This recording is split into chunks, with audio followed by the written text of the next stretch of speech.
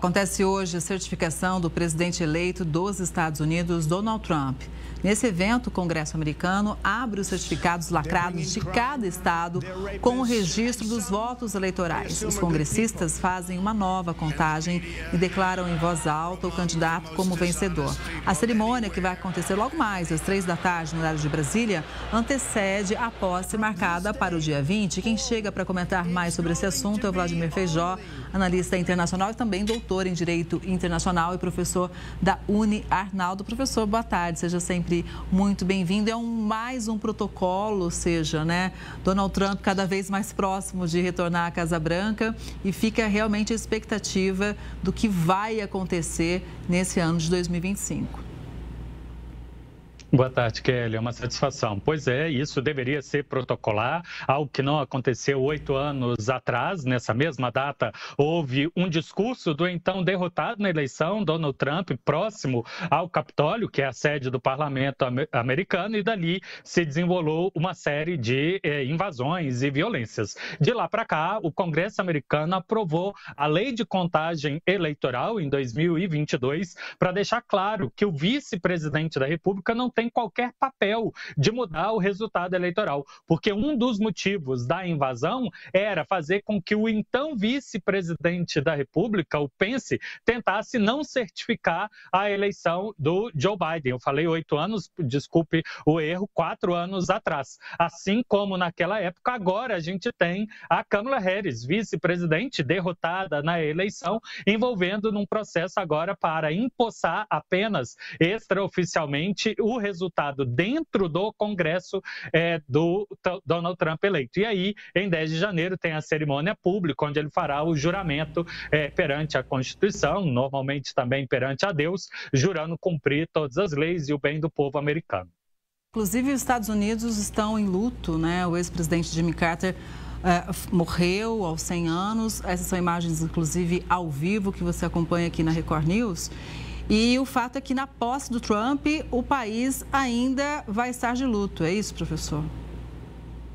Exato, Kelly. A gente tem as questões de segurança, já que teve atentados na semana passada. Essa questão do luto oficial interrompe parte do acesso à região do Capitólio mesmo, né? Do Congresso Nacional e, de alguma forma, interfere em quais autoridades ou tipo de celebrações que poderão acontecer. Mas tudo deve transcorrer como regularmente. O Congresso Eleitoral em cada estado já certificou a vitória do Trump. Agora é só mesmo somar o total dos votos que vai dar essa certificação.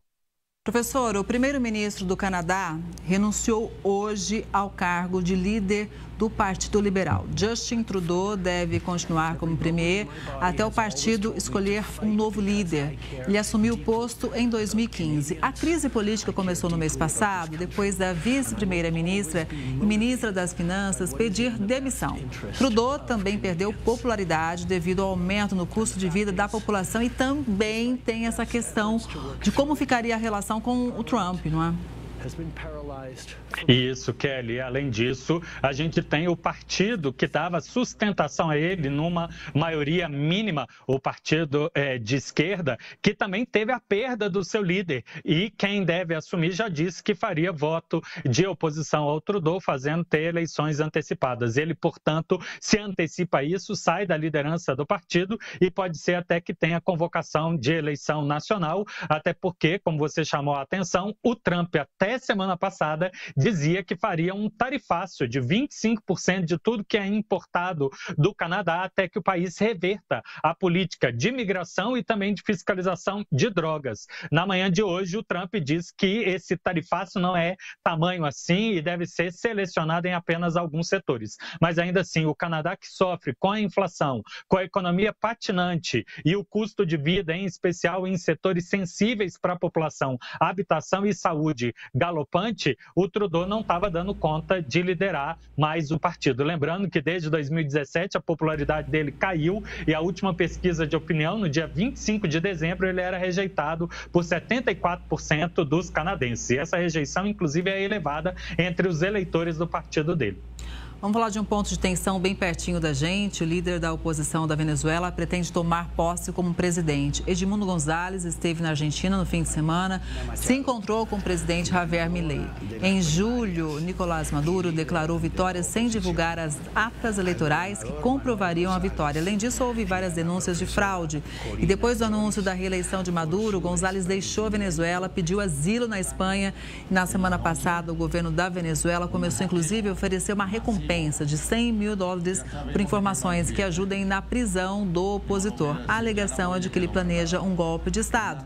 A posse de Nicolás Maduro está prevista para sexta-feira. A oposição convocou uma manifestação para o dia anterior e não informou como González planeja assumir o poder. Vários países, inclusive, reconheceram o opositor como presidente eleito, incluindo Estados Unidos e nações da União Europeia. Inclusive, o González deve conversar com Trump, né? Então, existe também, além dessa viagem para a Argentina, essa possibilidade desse diálogo com o futuro governo norte-americano.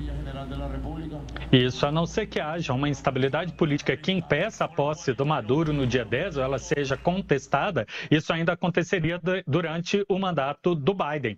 Mas o González conta com o reconhecimento dos Estados Unidos por dois motivos, Kelly. Tanto para não permitir que o governo da Venezuela, sob a liderança do Maduro, administre as reservas do país que estão em bancos internacionais e, portanto, dar uma sobrevida do González tentar funcionar como governo do exílio usando esse dinheiro, como também as sanções econômicas, que eu acredito que, inclusive, se comparado com o Biden, o Trump tem mais interesse de usar essas sanções econômicas, como ele fez no mandato anterior, numa tentativa de fazer pressão internacional e derrubada do governo.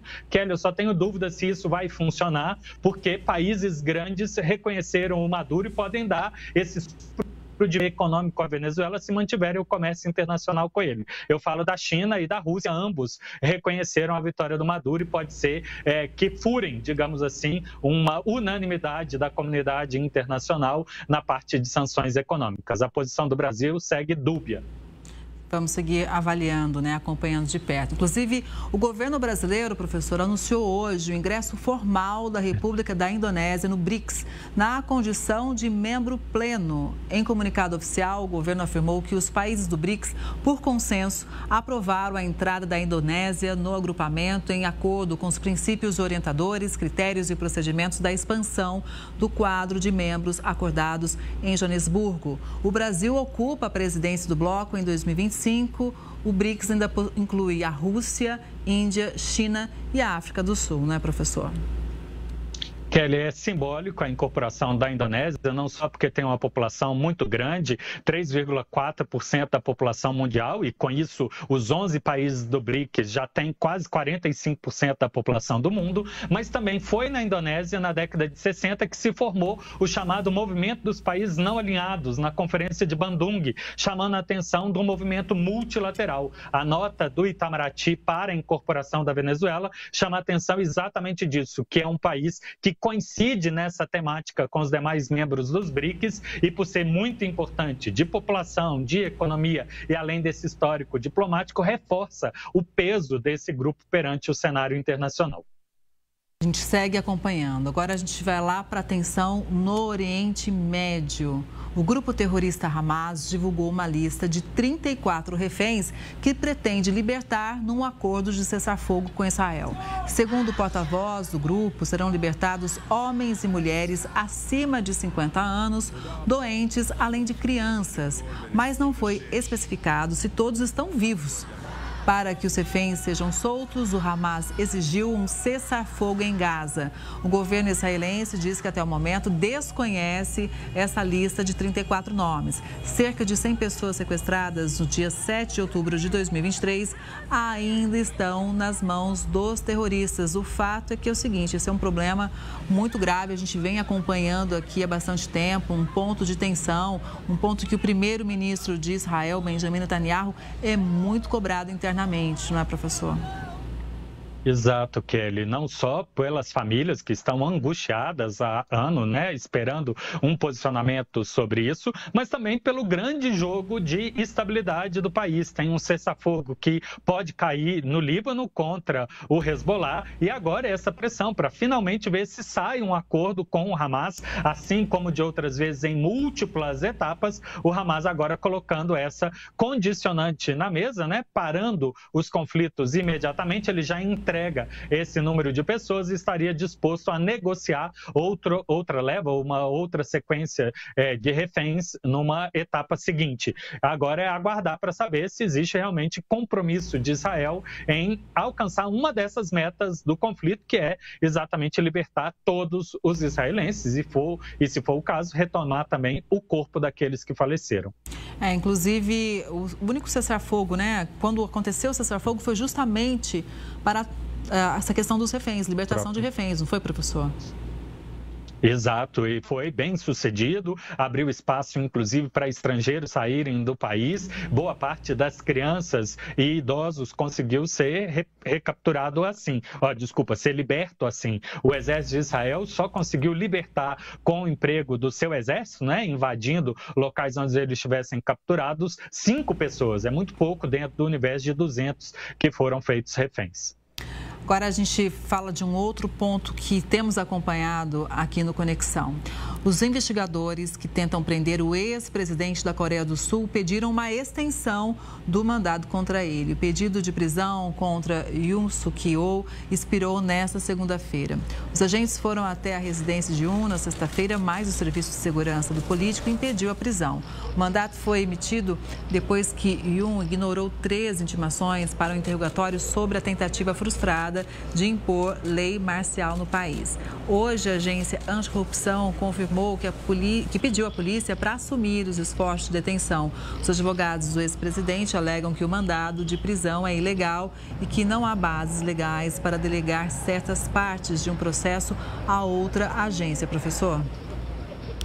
Pois é, Kelly, isso é claramente uma crise constitucional. Em tese, uma democracia liberal, o Poder Judiciário é quem aprecia a necessidade ou não de prisão de alguém e, se há questionamento sobre a legalidade, se recorre dessa decisão. Como o presidente está afastado, tem o direito a uma guarda pessoal, o país está nesse impasse. E para não incitar violência, as duas polícias, né, os 2 braços armados, a defesa dele e a polícia que tem que cumprir o mandado de prisão, tem evitado confronto direto e optado pela negociação.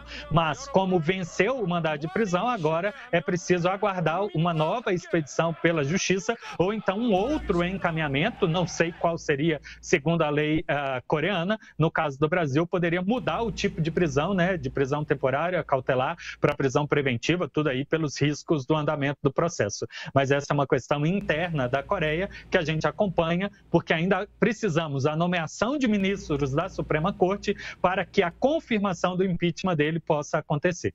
Professor, só para a gente concluir, a Coreia do Norte lançou um míssil balístico de alcance intermediário nesta segunda-feira. O lançamento aconteceu enquanto o chefe da diplomacia americana visitava a Coreia do Sul. As Forças Armadas sul-coreanas informaram que a vigilância foi reforçada depois da detecção do projétil. Segundo o Japão, o míssil caiu no mar. Antony Blinken e os ministros sul-coreanos das Relações Exteriores condenaram o ensaio militar de Pyongyang. Segundo Blinken, o teste é um lembrete da necessidade de aprofundar a cooperação entre Washington, Seul e Tóquio. Depois de visitar a Coreia do Sul, o secretário norte-americano viajou para o Japão. Ou seja, a Coreia do Norte quis mandar um recado. Qual foi a sua avaliação, professor?